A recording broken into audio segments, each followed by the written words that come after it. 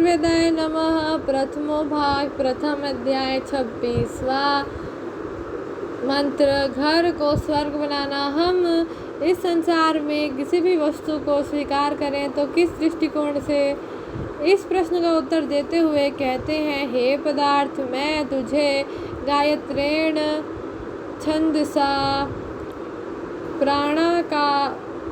प्राणी का रक्षा के दृष्टिकोण से, प्राणी की रक्षा की इच्छा से परिगृहामि स्वीकार करता हूँ। हम घर ऐसा बनाए जो प्राण शक्ति की बुद्धि के विचार से उत्तम हो, जिसमें सूर्य की किरणों का प्रवेश खूब होता हो, जहाँ वायु का प्रवाह अविच्छिन्न रूप से चलता हो। घर में उन्हीं खाद्य पदार्थों को जुटाएं जो प्राण शक्ति के पोषक हो, उन्हीं क्रियाओं को करें जो प्राण शक्ति का ह्रास करने वाली न हो। घरों में इस प्रकार के से सत्संग आदि की व्यवस्था करें जिससे सबकी मनोवृत्तियाँ उत्तम बने और सभी लोग प्राण शक्ति संपन्न बने रहे। हे पदार्थ, मैं तुझे त्रैष्टुभ छंद से ग्रहण करता हूँ, इस इच्छा से ग्रहण करता हूँ कि मेरे त्रिविध तापों, आध्यात्मिक, आदि भौतिक व आदि दैविक दुखों की निवृत्ति हो। अथवा मैं इस इच्छा से तेरा ग्रहण करता हूँ कि मेरे घर में तीनों प्रकृति, जीव व परमात्मा का स्तवन चले। प्रकृति, जीव व परमात्मा तीनों का विचार ठीक प्रकार से हो। हे पदार्थ, मैं तुझे जगती के हित की इच्छा से ग्रहण करता हूँ। प्रत्येक पदार्थ के ग्रहण में यह दृष्टिकोण बड़ा महत्वपूर्ण है कि इस पदार्थ के ग्रहण से मैं लोकहित के लिए अधिक समर्थ बन पाऊँ। भोजन ऐसा हो जो मुझे पूर्ण स्वस्थ बनाए, जिससे मैं दीर्घजीवी बनकर देर तक लोक संग्रहात्मक कर्मों में लगा रहूं। जब मेरा दृष्टिकोण गायत्र, त्रैष्टुभ व जागत होगा, तब मैं अपनी शाला अर्थात घर के विषय में कह सकूँगा कि तू उत्तम निवास के योग्य है, तू कल्याण रूप है, सुख देने वाली है, सब लोगों के लिए उत्तमता से बैठने के योग्य है, बल व प्राण शक्ति के संपन्न है, तू सब प्रकार से आप्यायन व वर्धन करने वाली है। भावार्थ, संसार में प्रत्येक क्रिया से हमारा दृष्टिकोण प्राण शक्ति की रक्षा, त्रिविध ताप निवृत्ति व लोकहित हो। ऐसा होगा तो हमारे घर उत्तम निवास योग्य, मंगलमय, सुखद, लोगों से बैठने योग्य, बल प्राण शक्ति संपन्न व सब प्रकार से वर्धन के कारण होंगे। सूचना उक का अर्थ रस लें और पयस का अर्थ दूध करें तो अर्थ होगा कि हमारे घर अन्न रसों व दूध से भरपूर हो। 27वां मंत्र। प्रोक्षणी का आसादन, पृथ्वी की चंद्र में स्थिति, युद्धों से विरक्ति। हमें अपना जीवन इसलिए यज्ञ में बनाना चाहिए कि युद्ध दूर हो सके। प्रस्तुत मंत्र में कहते हैं कि जिसमें अंगों का छेदन भेदन होता है, उस क्रूरता से पूर्ण युद्ध में के विशेष रूप से फैल जाने से पहले ही, हे विशेष रूप से ज्ञान का उपदेश करने वाले विशाल हृदय पुरुष, यह तू इस जीवन के लिए आवश्यक सब पदार्थों को देने वाली पृथ्वी को इस युद्ध से ऊपर उठाकर, अर्थात इस युद्ध में न फंसने देकर, अपने प्रयत्नों से, विविध चेष्टाओं से स्वधा अन्नों की भरपूरता के द्वारा प्रसन्नता में स्थापित कर। चंद्रमा शांति, सुख और भरपूरता का प्रतीक है। ज्ञान के उपदेष्टा को चाहिए कि वह इस पृथ्वी को युद्धों में न फंसने देकर पूर्ण प्रयत्नों से शांति, सुख व भरपूरता में स्थापित करे। पृथ्वी तो वस्तुतः अपने अन्नों से जीवन के लिए आवश्यक सब पदार्थों को प्राप्त कराने वाली है। युद्धों के कारण स्थिति विषम हो जाती है और महंगाई बढ़कर लोगों की परेशानी का कारण हो जाती है।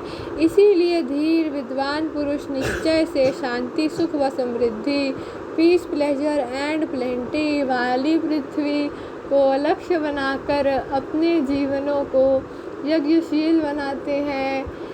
ये धीर पुरुष लोकहित के कार्यों में प्रवृत्त होते हैं। ये लोगों को ज्ञान के प्रकाश से प्रेम का पाठ पढ़ाकर उन्हें युद्धों से दूर रखते हैं। वेद कहता है कि हे धीर पुरुष, प्रकर्षण ज्ञान का सेवन करने वाली क्रियाओं को ग्रहण कर। यज्ञ चम्मच को तू पकड़। चम्मच से जैसे अग्नि में घी डाला जाता है, उसी प्रकार तू लोगों में ज्ञान की दीप्ति घृत का सेचन करने वाला बन। तू शत्रुओं का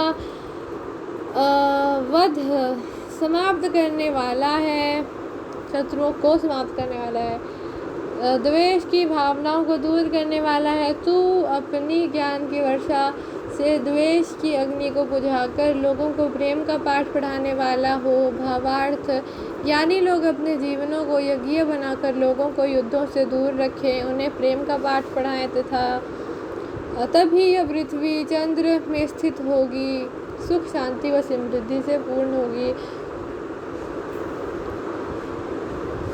28वां मंत्र, सपत्नीक्षित पति पत्नी। प्रस्तुत मंत्र में शत्रुओं का नाश करने वाले पति पत्नी का उल्लेख है।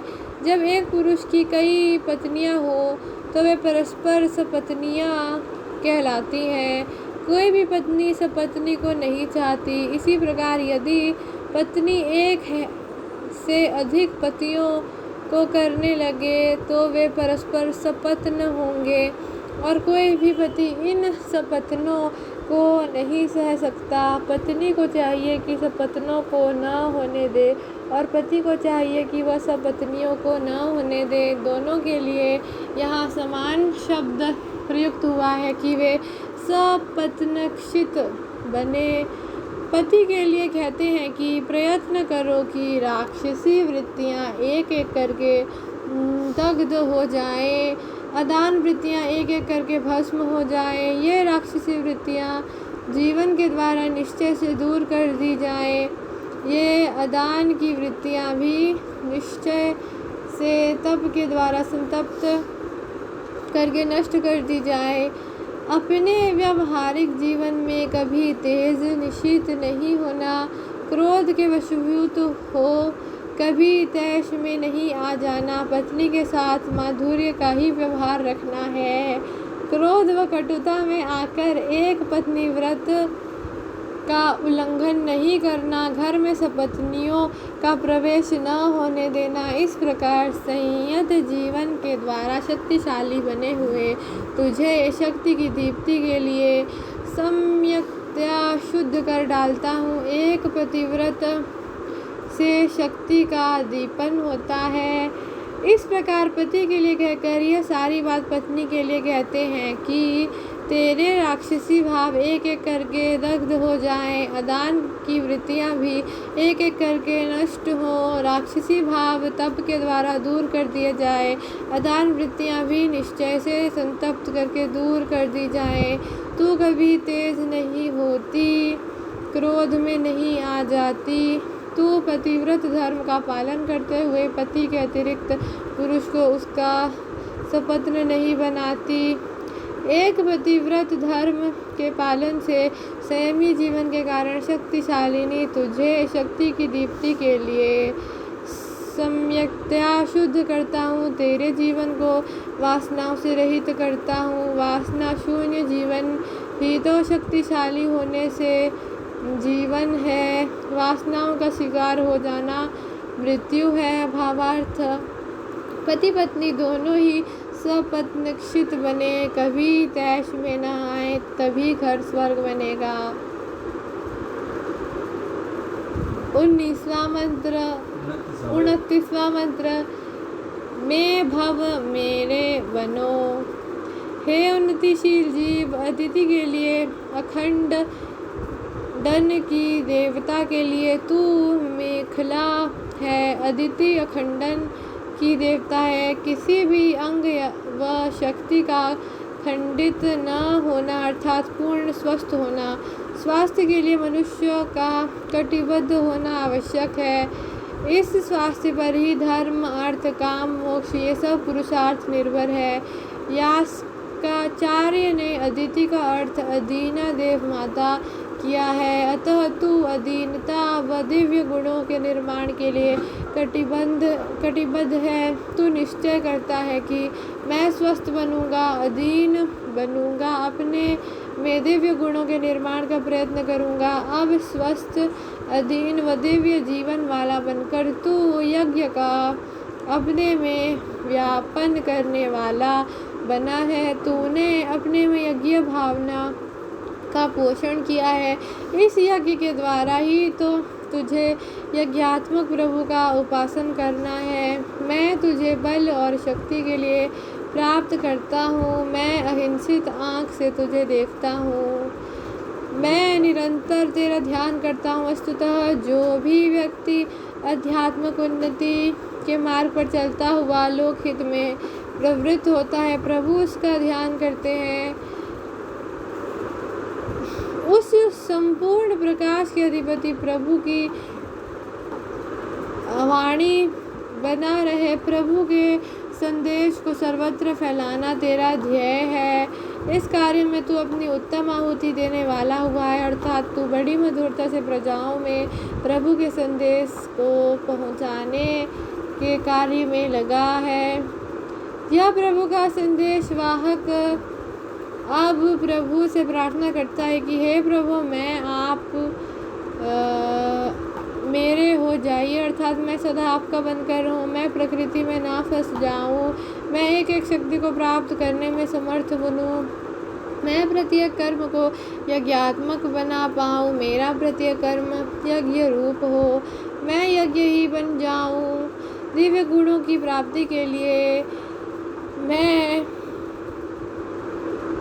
यही चाहता हूँ कि आप मेरे हो, मैं सदा आपका बना रहूँ। प्रभु को अपनाने से जहाँ हमारी शक्तियों में वृद्धि होती है, वहाँ प्रत्येक कर्म यज्ञ व पवित्र बनता है। प्रभु से दूर होने का परिणाम इससे विपरीत होता है। भावार्थ, हम प्रयत्न करें कि प्रभु को अपना सकें, इससे हमारी शक्तियों की वृद्धि होगी और हमारा प्रत्येक कर्म यज्ञमय बनेगा। हम अन्याय से अर्थ संचय की ओर नहीं झुकेंगे। 30वां मंत्र, अनाधृष्ट देवयजन हवा धूप। उस उत्पादक प्रभु के इस उत्पन्न जगत में छिद्र रहित अथवा निर्दोष वायु से तथा सूर्य की किरणों से तुझे सब मलों व रोगों से ऊपर उठाकर पवित्र करता हूँ। खुली हवा और सूर्य की किरणें ये स्वास्थ्य के मूल मंत्र हैं। तुझे ही क्यों, तुम सब को उस उत्पादक प्रभु के इस जगत में सब मलों से ऊपर उठाकर पवित्र करता हूँ। इस निर्दोष वायु से और सूर्य की किरणों द्वारा व्यक्ति के स्वास्थ्य के लिए समुदाय का स्वास्थ्य आवश्यक है। यदि मेरे चारों ओर के व्यक्ति अस्वस्थ होंगे तो उनकी रोग कृमियों का मुझ पर भी आक्रमण होगा। मैं रोगों से बचा न रह सकूँगा। मैं स्वस्थ हूँ, सब स्वस्थ हो, सारा वातावरण स्वास्थ्यमय हो। इस स्वस्थ पुरुष को प्रेरणा देते हुए प्रभु कहते हैं कि तू तेजस्वी है। स्वास्थ्य मनुष्य की तेजस्विता का कारण बनता ही है। तू वीर्यवान है अथवा तू क्रियाशील है। तू अमृत है। तू रोग रूप मृत्युओं का शिकार नहीं होता। तू तेज का पुंज है, परंतु साथ ही विनम्र स्वभाव है। तेरी शक्ति विनय से सुभूषित है। इस प्रकार देवताओं का प्रिय है। दिव्य गुणों का तू निवास स्थान है। दर्शित न होने वाला, तू देवों के यज्ञ को करने वाला है, अर्थात तू निरंतर देव यज्ञ करता है। तेरा अग्निहोत्र अविच्छिन्न रहता है। सब पदार्थों को ये देव ही तो तुझे प्राप्त कराते हैं। इस भावना को न भूलते हुए तू इन सब पदार्थों को देव के लिए देकर सदा यज्ञ शेष को ही खाने वाला बनता है। भावार्थ, हमारे जीवन अनाधृष्ट देव यजन निरंतर चलने वाले अग्निहोत्र वाला हो। हम यह न भूलें कि देव ऋण से अनऋण होने के लिए यह अग्निहोत्र एक जरामर्य सत्र है, इससे हम अत्यंत वार्धक्य व मृत्यु होने पर ही मुक्त होंगे। इति प्रथमोऽध्याय संपूर्ण। ओम यजुर्वेदाय नमः।